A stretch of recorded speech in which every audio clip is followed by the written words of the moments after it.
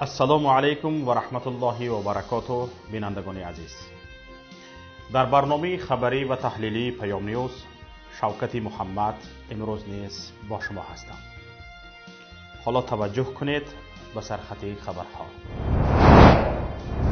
مرغ پرکنده یا بوجه که چند بار غارت می شود. حجم معاملات مال بین تاجیکستان و چین ماه ینور افزایش یافته است.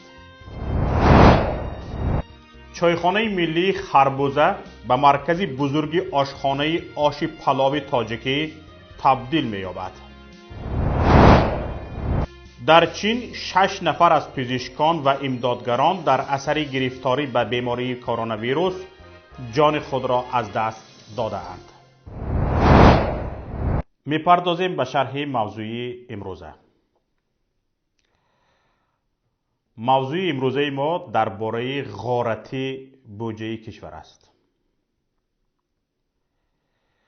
گروهی بزرگ از صنف بالا و میانه را در جامعه تاجیکستان منصبداران تشکیل می‌دهند. 30-40% قصر و کشک‌ها و ویلاها در شهرها و 80-90% قصر و خانه‌ها در مکان‌های استراحتی به منصبداران سطح بالا و میانه تعلق دارند. صاحبکاری که شب و روز می‌دود برای پول کار کردن، برای تجارت کردن، در تاجیکستان اگر افراد نزدیک به مقامات بلندپایه کشور نباشد، از ساختن خانه‌های با حشمت خودداری می‌کند تا مورد توجه ریدرهای عائله رئیس جمهور و نزدیکان آنها قرار نگیرد. حتی در منطقه‌های سغد و ختلان و بدخشان و نواحی تابع جمهوری سالهای اخیر صاحبکاران سخت کوشش می‌کنند دارایی اصلیشان را پنهان دارند. عدد خانه‌های با حشمت فروخته شده از طرف صاحبکاران که آن را منصبداران دولتی خریده‌اند نیز در حالت افزایش است.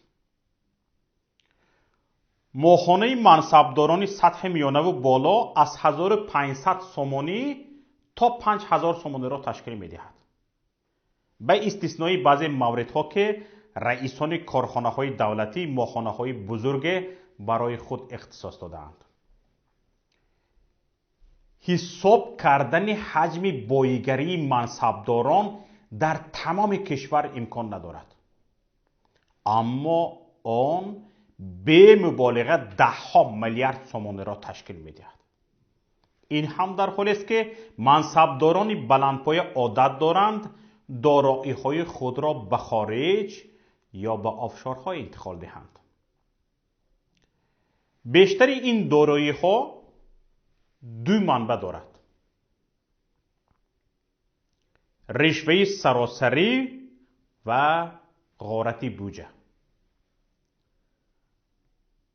همین قصر و کشک و بایگری منصبداران، همین ماشین‌های پرقیمت منبعش 2 تا است.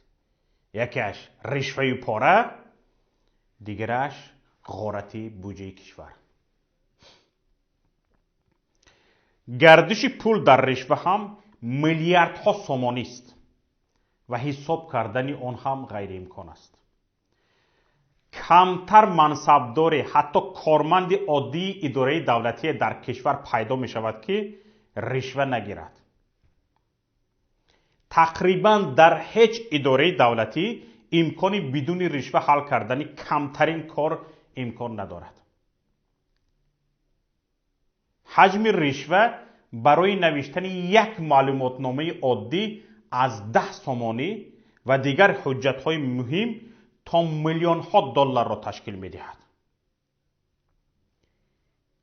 $500,000 پاره گرفتن اسکر نورعلی زاده، یک مسئول وزارت رشد اقتصاد را به خاطر آورید. یا در 8 ماه صاحب 3 خانه و 2 ماشین شدن شهباز رجبزاده در یادتون هست؟ اینها منصبداران بلند نیستند، اینها منصبداران سطح میانه هستند. مثال سطح بالاتر این میتواند باشد که طبق اطلاع منبع معتمد پیام раҷаббой аҳмадзода мансаби раиси вилояти суғдро ба $3 миллион харидааст. шоҳи картошка. акнун дар бораи буҷаи кишвар. буҷаи тоҷикистон мисли мурғе аст ки ҳама мансабдорон мувофиқи тавон парашро мекананд. буҷа як мисли мурғе аст, мансабдорон аз атрофаш парашро мекананд аз гирду атрофаш.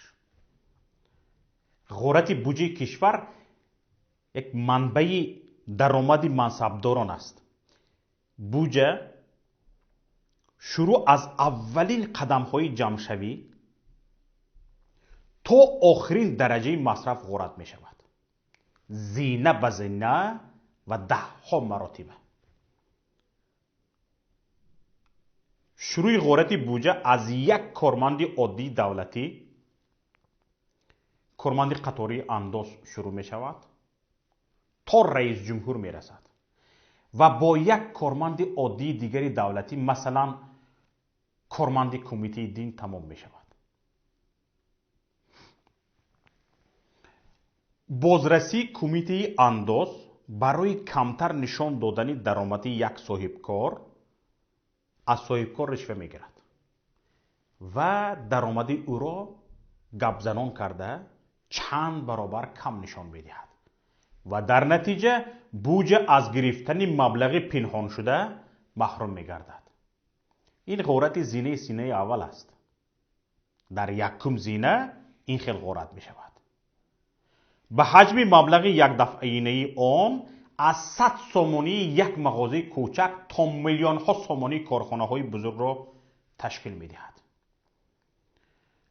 маблағҳои хурдро корманди оддӣ мегирад ва ҳар чӣ маблағ бузургтар шуд, мансаби гиранда ҳам болотар рафтан мегирад. дар мансаби хурд ҳаст, зураш мерасидагӣ мегирад. мансаб баланд шуд, ҳамин фигура ба нигоҳ карда кор мекунад.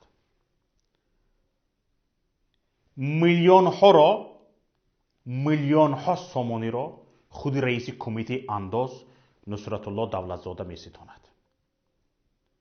зинаи дуввуми ғорати буҷа дар вазорати молия аст. вазорати молия буҷаро байни сохторҳо тақсим мекунад. шумо фикр мекунед мутахассисони вазорат мешинанду аз рӯи ниёзу талаботи сохторҳо онро тақсим мекунанд? хестед ки хобед. ҳар сохтор барои гирифтани маблағи ҳар чӣ бештари буҷа ба вазорати молия ришва медиҳад. барои мисол, ба вазорати маориф дар соли 2020 789 миллион сомонӣ ҷудо кардани буҷа пешбинӣ шудааст. барои он ки ҳамин маблағро ба маориф ихтисос диҳанд, на масалан 600 миллионро, вазири маориф ба ҳамтои молиявияш 20 миллион ваъда мекунад. ин ба таври мисол аст. шояд шумо мепурсед ки аммо ӯ чигуна ин пулҳоро аз пуле ки расман интиқол ёфтааст гирифта ба вазири молия медиҳад? ин пули нақду беҳисоб нест ки чӣ қадарашро ки хоҳӣ гирифта масраф кунӣ. ҳама ҳамин тавр фикр мекунад. аммо тамошобинони гиромӣ, хато мекунем. барои он ки пайдо кунем вазири маориф ин пулро аз куҷо гирифта ба вазири молия медиҳад, ба тақсими ин пул дар дохили худи вазорати маориф назар мекунем.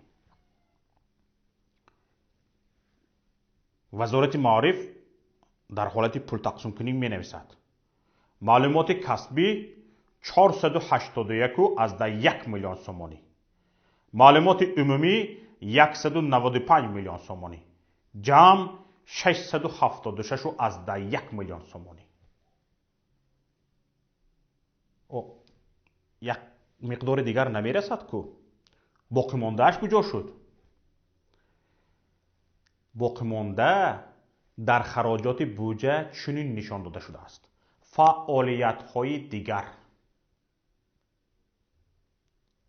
برای این فعالیت های دیگر که چی فعالیت بودنش را غیر وزیر معارف و دو سه همتیمش کسی نمیداند، 113 میلیون سامانی راجع و نقد جدا کرده شده است. همین نمود مبلغ های هنگفت برای فعالیت های دیگر در تمام ساختارها وجود دارد. از 282 میلیون سامانی که ساحه تندرستی میگیرد، 81 میلیون سامانیش برای فعالیت های دیگر اختصاص داده شده است. برای جمع‌آوری این 81 میلیون نان دهان هزارها صاحبکار و دهها هزار فرزندان آنها کشیده گرفته شده است. اما دو وزیر آن را با نوک قلم به یک طرف میپرتایند و بدتر به کیسه میزنند. ساحه حفظ اجتماعی از 558 میلیون سامانی که از بودجه میگیرد، 125 میلیونش را به فعالیت های دیگر مصرف میکند. فعالیت های دیگر چی بودنش تعیین نیست. ظاهرا مسئولین ساحه فرهنگ و ورزش اهمیت دید. همینجا توانستند با وزارت مالیه بهتر از همه زبان یابند. بخش فعالیت های دیگر در ساحه ورزش قریب 40% از مبلغ عمومی را تشکیل می‌دهد. از 396 میلیون سامانی 153 میلیون سامانی را به فعالیت های دیگر اختصاص دادند. در همین حال اینقدر این ساحه ورزش می‌دوزد، اما در همین حال یک ورزشگر پول نمی‌یابد که راه کرده به مسابقه های بین المللی رفته اشتراک کند. در رسانه ها خواندید چند ورزشگر شکایت داشتند که پول نمی‌یابند به ورزشگاه تامین شوند، پول نمی‌یابند راه کرده به مسابقه های بین المللی رفته اشتراک کنند. اینها 40% بودجه ساحه ورزش را میگیرند و به کیسه میزنند. انصافتان را خاک خورد. زینه سوم غارت بودجه در بلندترین سطح است. زینه سوم در بلندترین سطح 384 میلیون سامانی پول مردم به فاند رئیس جمهور گذرانده می شود که کسی حق نظارت آن را ندارد و جنابشان به هر جای دلشان خواست آن را مصرف میکنند. حساب کتاب ندارد. همین حسابش همین که همین قدر سوم میگذارانی تمام. یگان کس نمیداند که به کجا چقدر صرف شد. یگان نمود گزارش نیست.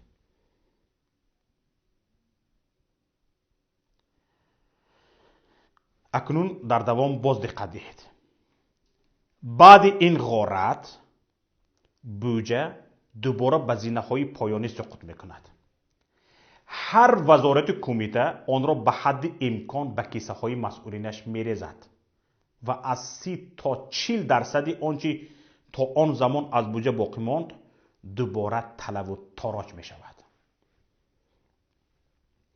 مثال این گونه غارت همان اسکر نورعلی زاده است که 500,000 دلار رشوه گرفته بود تا به تاجر 2 میلیون دلار کمک دولتی جدا کند.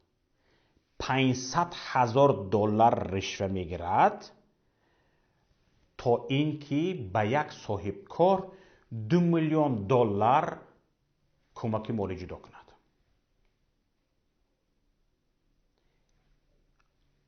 این رو بینید. 25% پول بودجه به کیسه یک مسئولی وزارت مالیه ریخته می شود. مثال دیگر، ساحه معارفی یک ولایت تا 20% مبلغ جدا می شده از وزارت به ولایت را باید به طور نقدی به بالا برگرداند. همه معلمان می دانند این چیزه، همه سرورهای دبستان ها، سروران مؤسسه های تعلیماتی این را می دانند. همین طور در همه وزارت کمیته ها فساد، بودجه غارت می شود و همین زینه چهارمی غارت پول بودجه است. زینه پنجمی غارت بودجه در سطح ولایت ها صورت می گیرد. با همان نقشه گذرانیدن پول از جمهوری به ولایت و به ناحیه ها که یک قسم آن به طور نقدی به ولایت، انیقترش مسئولین باز برمیگردد. مسئولین ولایت به بالا برمیگردانند، مسئولین ناحیه به ولایت برمیگردانند. زینه ششم غارت بودجه با همان نقشه در ناحیه هاست.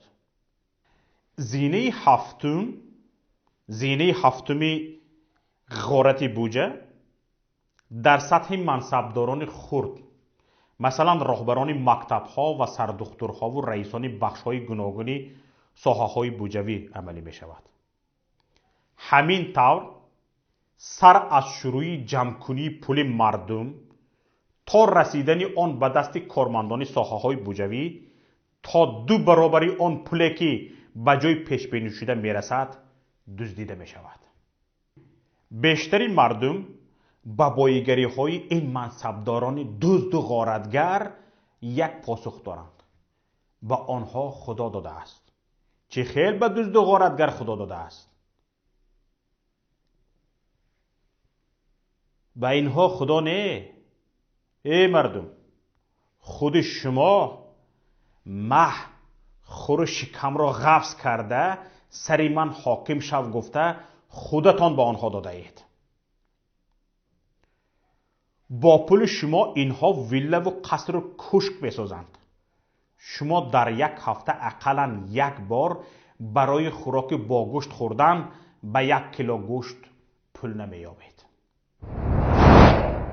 چایخانه خربوزه واقع در شهر حصار را که همگی بعد چند روز افتتاحش به خانه پرندگان مور و ملخ تبدیل یافته بود و مدت 5 سال اینجانب کار نمیکرد، اکنون میخواهند به مرکز آش پلاو تبدیل دهند.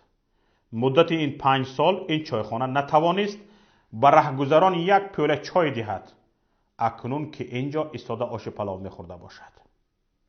حالا در این باره و مختصر از چند خبر و رویدادهای دیگر همکارم صفیه گزارش میدهد. ҳаҷми муомилоти мол байни тоҷикистону чин моҳи январи соли равон қариб 82 миллион долларро ташкил дода, дар муқоиса бо ҳамин давраи соли гузашта 88.5% афзоиш ёфтааст. 92% ин муомилот ба воридоти молу маҳсулоти чин ба тоҷикистон буда, беш аз 76 миллион доллар гуфта мешавад. аз тоҷикистон ба чин бошад ҳамагӣ ба маблағи 5.8 миллион доллар молу маҳсулот содирот шудааст. бино ба гузориши агентии омор моҳи январи соли ҷорӣ ҳаҷми муомилоти молии хориҷии тоҷикистон дар маҷмӯъ ба 383.5 миллион доллар баробар шудааст, ки нисбат ба моҳи январи соли гузашта 17.9% зиёдтар мебошад. содироти молу маҳсулот ба маблағи 72 миллиону 100 ҳазор доллар ва воридоти он дар ҳаҷми 311 миллиону 400 ҳазор доллар сурат гирифтааст. дар ин давра ҷумҳурӣ бо 78 кишвари дунё муомилоти молӣ анҷом дод. русия шарики асосии тиҷоратии тоҷикистон буда, ҳаҷми муомилоти моли дуҷониба 95 миллиону 800 ҳазор долларро ташкил медиҳад. در زینه بعدی قزاقستان قرار دارد که سودای دوجانبه با این کشور در ماه اولی سال جاری به 68 میلیون و 800 هزار دلار رسیده است. یادداشت میکنیم که اولی دهه آخر ماه ینور بنابر سبب خروج کرونا ویروس در چین علاقه راه زمینی بین تاجیکستان و این کشور قطع شد. کمیته بخطری عضوقواری تاجیکستان واردات همه نمود محصولات غذایی را از چین منع کرد. اما در کمیته رشد اقتصاد و سودای جمهوری تاجیکستان خبر دادند که مال و محصولات از چین و تاجیکستان با بندرهای بحری طریق کشورهای سوم وارد می شود. چایخانه ملی خربوزه واقع در شهر حصار را می خواهند به مرکز بزرگی آماده نمودن آش پلاوی تاجیکی تبدیل دهند. در این باره امید خاور خبر می دهد. چایخانه خربوزه سال 2015 به افتخار جشن 3000 سالگی حصار در مساحت 4.7 گکتار در شکل خربوزه بنیاد گردیده، بلندیش 43 متر، درازیش 100 متر و برش 55 متر را تشکیل می دهد. چایخانه در یک وقت گنجایش 2500 نفر مهمان را دارد. اما این چایخانه همگی بعد چند روز افتتاحش به خانه پرندگان و مور و ملخ تبدیل یافته بود و مدت 5 سال این جانب کار نمی کرد. چند پیش بعد تصمیمی به اداره ثبت اسناد حالت شهروندی تبدیل دادن مسجد مرکزی شهر حصار از جانب رئیس این شهر شریف جان جمعزاده، ساکنان شهر به رادیوی پیام نوشتند که ده‌ها انشاءات‌ها موافق به اداره ثبت اسناد حالت شهروندی مثل چایخانه خربوزه در حصار هستند و به کار خوابیدند. اما رئیس شهر می‌خواهد محض مسجد نوساخت مرکزی شهر حصار را به اداره ثبت اسناد حالت شهروندی تبدیل دهد.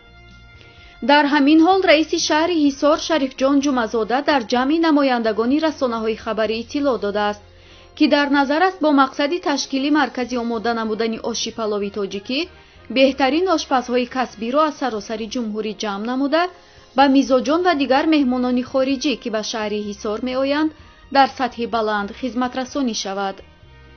با گفت شریف جان جمعزاده این اقدام در دایره سالهای رشد دهات، سیاحی و هنرهای مردمی راه اندازی گردیده، هدف معرفی هرچی بیشتری طعام‌های ملی خصوصاً آش پلاوی تاجیکی به سیاحان و مهمانان داخلی و خارجی می باشد. بر اساس گزارشی که از سوی تلویزیونی دولتی CCTV منتشر شده، تاکنون 6 نفر از پزشکان و امدادگران در اثر گرفتاری به بیماری کرونا ویروس جان خود را از دست دادند. آخرین نمونه مرگ در اثر گرفتاری به بیماری کرونا ویروس در بین پزشکان و امدادگران مربوط به رئیس بیمارستان ووچانگ در شهر ووهان چین می باشد. گفته می شود که تاکنون 1700 نفر از پزشکان و نیروهای امدادگر در چین با وجود رعایت توصیه ها و پوشش مناسب گرفتار به بیماری کرونا ویروس شدند. لازم به یادآوری است که پزشکی افشاگر پهنشوی بیماری کرونا ویروس نیز جان خود را در اثر گرفتاری به این بیماری از دست داده است. دولت چین در آخرین اقدام خود برگزاری نمایشگاه بزرگ خودرو در این کشور را به تأخیر انداخته است. نمایشگاه بزرگ خودروسازی در پکین قرار بود در روزهای 21 تا 30 اپریل برگزار شود. هنوز تاریخ دقیق برای برگزاری این نمایشگاه اعلان نشده است. نمایشگاه خودروسازی پکین بزرگترین نمایشگاه خودرو در سراسر جهان است. پیش از آن نیز برگزاری رقابت اتومبیلرانی فرمول 1 لغو شده بود. بنیامین نتانیاهو نخست وزیر اسرائیل در نشست رهبران سازمان‌های یهودی آمریکایی در قدس گفت اسرائیل به غیر از 2 کشور با دیگر کشورهای عربی و اسلامی روابط سری دارد. نتانیاهو افزود در حال گسترش روابط با کشورهای عربی و مسلمان هستیم. سال گذشته به عمان رفتم و 2 هفته پیش با رئیس جمهوری سودان عبدالفتاح البرهان دیدار داشتم. نخست وزیر اسرائیل در ادامه همچنین اظهار داشت سودان به عنوان کشور اسلامی و عربی و میزبان کنفرانس خارتوم که اسرائیل را به رسمیت نمی‌شناسد در حال عادی‌سازی روابط خود با ماست. دیروز برای نخستین بار یک هواپیمای اسرائیلی از حرم هوایی سودان عبور کرد. گفتنی است عبدالفتاح البرهان رئیس شورای حاکمیت سودان اوایل ماه جاری در اوگاندا با نتانیاهو دیدار و گفتگو کرد. شهروندان سودان با انجام تظاهرات اقدام مذکور را محکوم کردند. اسرائیل با هیچ کشور عربی جز مصر و اردن روابط دیپلماتیک ندارد. اما اخبار دلالت کننده بر همکاری پشت پرده اسرائیل با کشورهای مانند عربستان سعودی و امارات متحده عربی منتشر می شود. برنامه تحلیلی خبری پیام نیوز به نهایت خود رسید. برنامه‌های دیگری رادیویی ما و مطلب‌های ما را در پایگاه پیام.net و شبکه‌های اجتماعی فیسبوک، اینستاگرام، ادناکناستیکی، وکانتاکت و توییتر پیگیری کنید. انتظار پیشنهاد و ملاحظه‌ها و همکاری‌های شما هستیم. تماس با ما 49 15 16 46 15 947 توسط پیام رسان‌های وایبر، واتساپ، ایمو و تلگرام. خدا حافظ. السلام علیکم و رحمت الله و برکاته.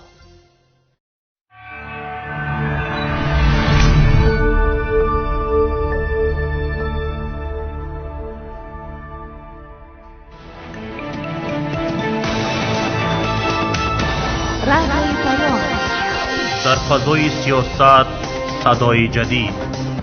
رادیوی پیام، علم، فرهنگ، نوید. رادیوی پیام، مشورت، بحث، گفت و شنید. در تمام دنیا روی رسانه اینترنتی رادیو پیام .net.